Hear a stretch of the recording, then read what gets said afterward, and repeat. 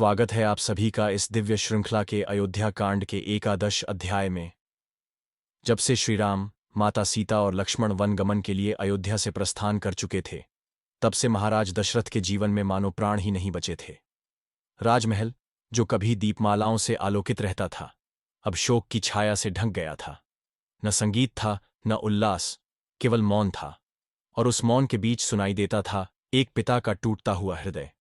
महाराज दशरथ, जो युगों तक अयोध्या की राजनीति, धर्म और न्याय के ध्वजवाहक रहे थे, अब अशक्त, अश्रुपूरित नेत्रों से आकाश की ओर देखते हुए केवल एक ही नाम जपते थे, राम, राम, मेरा राम। उनका हृदय संतप्त था।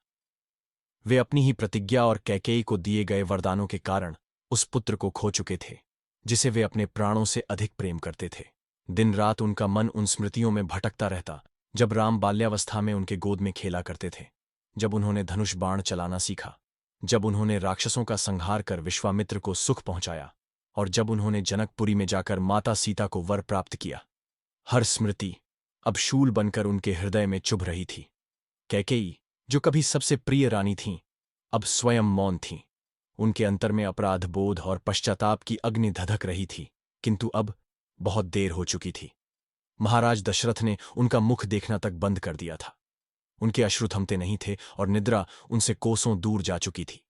उनका शरीर दुर्बल हो चुका था, स्वर कांपने लगा था, और वे बारंबार यही कहते, मैं राम को बिना देखे नहीं रह सकता, उसका वियोग असह्य है।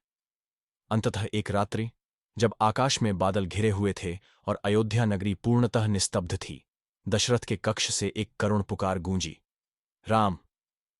और उसी क्षण उस महान सम्राट ने राम के नाम का उच्चारण करते हुए अपने प्राण त्याग दिए। उनके नेत्र स्थिर हो गए, चेहरा शांत हो गया, और शरीर से जीवन की अंतिम लौ बुझ गई। वह पिता, जिसकी गोद में राम पले थे, आज उसी राम के वियोग में जीवन को त्याग गया।